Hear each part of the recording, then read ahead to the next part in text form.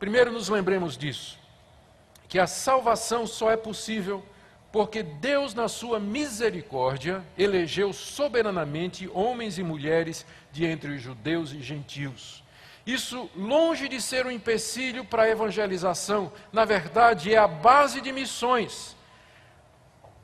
Se nós estivéssemos ou fôssemos mandados a anunciar o evangelho ao mundo, sem sabermos que Deus tem os seus eleitos, nós já sairíamos daqui sabendo que o resultado era vão, porque o homem no seu estado natural, sem a misericórdia de Deus, não entende as coisas de Deus, não quer as coisas de Deus. Nós já vimos no capítulo 1 o que é que ele faz com a verdade de Deus.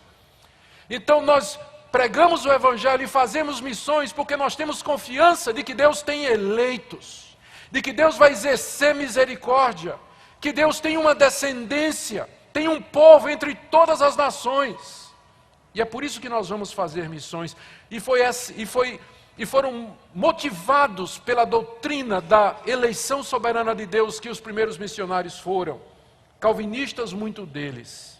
Isso é um incentivo para nós orarmos, para que Deus salve o seu povo, para que dependamos de Deus e para que trabalhemos muito evangelizando.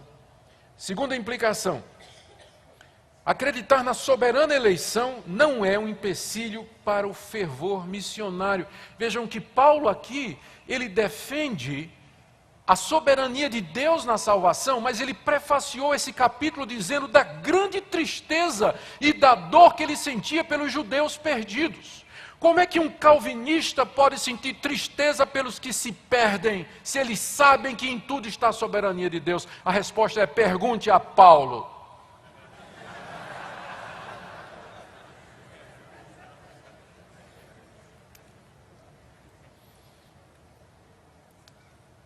Na cabeça de Paulo, a doutrina da predestinação, da eleição e da soberania de Deus, em momento nenhum, abafava o seu sentimento de compaixão e tristeza pelos membros da raça humana, pelos pecadores perdidos. Você vai encontrar muitos calvinistas através da história, de joelhos, chorando diante de Deus, pela perdição da raça humana, chorando pela salvação dos seus compatriotas. Você vai encontrar David Brainerd, um dos maiores missionários do mundo. Leia o diário dele. Em lágrimas, pranto, jejum pela salvação dos índios. E não havia um missionário mais calvinista do que ele, que acreditasse tanto na soberania de Deus na eleição. Quando calvinistas param de chorar pelo mundo, quando eles param de sentir compaixão dos perdidos, alguma coisa está errada com esse calvinismo.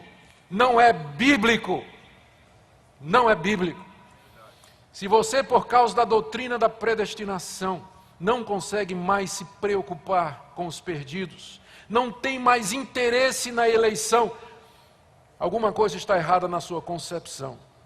Está errada na sua concepção.